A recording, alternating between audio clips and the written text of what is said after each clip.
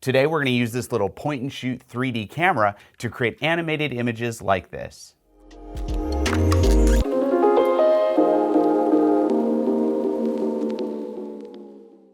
Hey everyone, Sean here, and in this episode of Film Friday, we're going to be taking a look at this Reto 3D camera. I think it's pronounced Reto, it might be Reto.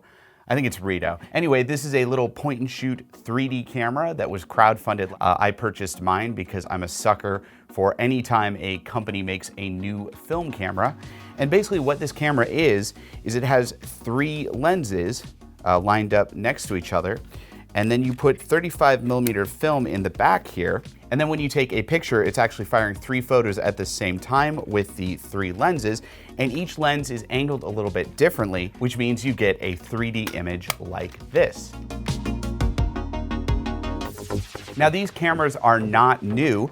This is the coveted Nishika N8000. This was a camera that was sold in the 80s. It actually has 4 lenses, so it eats up even more film. And this camera, when it was initially sold, you would send the film into the company and they would make a 3D image. It was a lenticular image, so depending on how you looked at it, you saw one of the 4 images and it made it look like a hologram on paper. Unfortunately, this company isn't around anymore, so if you use this camera, you would have to use a specialty printer to create a similar image. So what I find interesting about this camera versus this one is this is about 1/3 of the price. These go for about $300 online.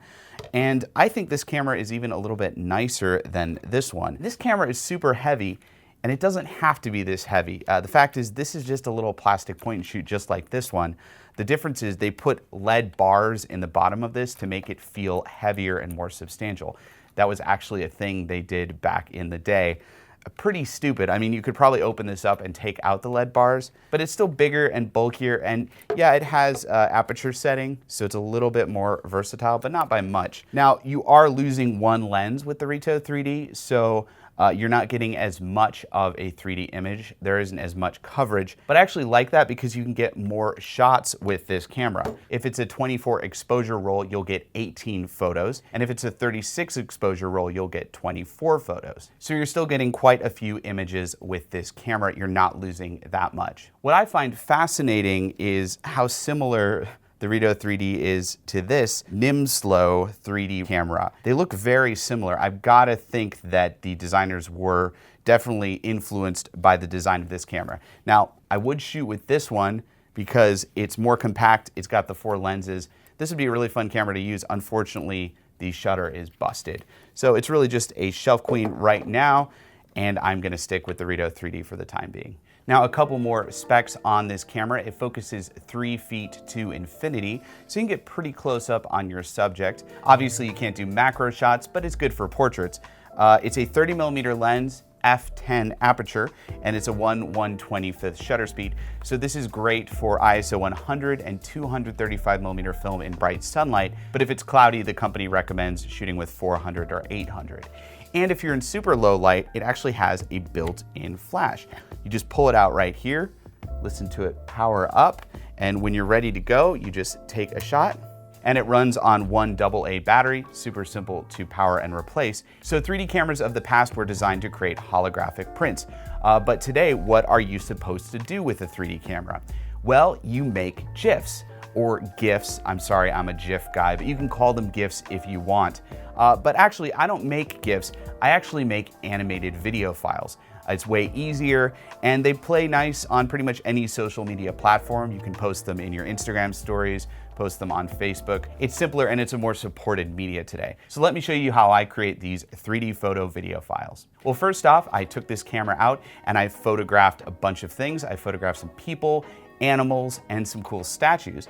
Then I took the film, got it developed, and scanned it in my flatbed scanner. So once I had these images scanned, I imported them into Photoshop, cleaned them up a little bit, edited them to look nice. And then once they're all edited, I duplicate the layer 3 times.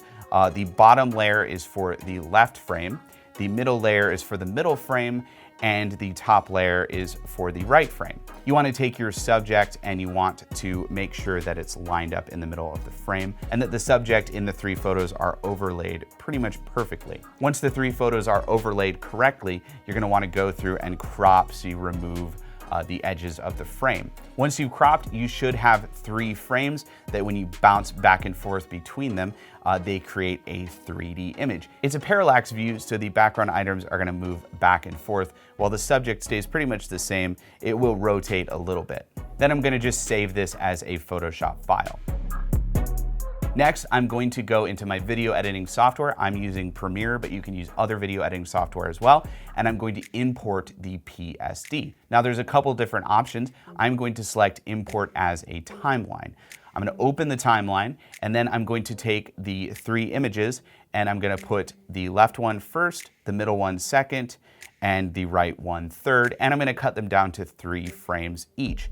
So each photo makes up only 3 frames of video. Now to make the image bounce back and forth, I'm gonna have to take the middle photo, copy it, and paste it after the right-hand photo. Then I can select those 4 photos, copy, and just paste them continually for as long as I want. And when I play back the sequence, it animates the 3 photos bouncing back and forth, creating this really cool 3D photo video.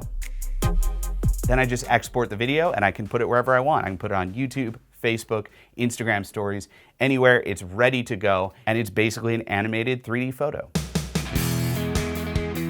Now, a couple tips for shooting with this camera that I learned the hard way. You're gonna want your subject fairly close to the camera.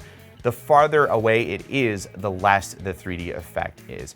And you can see by some of these photos of larger objects farther away, the animation is so faint that it almost isn't worth it. Whereas these images closer up, like our beloved cat, Soul Cat, she's close enough to the lens that you can really see the difference as the 3 photos bounce back and forth. You can see the shadow behind her, and it creates a much better 3D animation.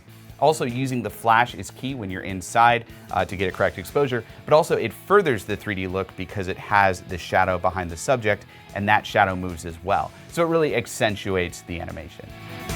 And if you are shooting a wider shot, a landscape, it's good to have elements that are really far away to accentuate the parallax. Okay, that was a quick look at the Reto 3D camera. If you're interested in this camera, I've got a link in the description below so you can check it out. And also click right here to subscribe to our YouTube channel to get more Film Fridays like this. Happy film shooting.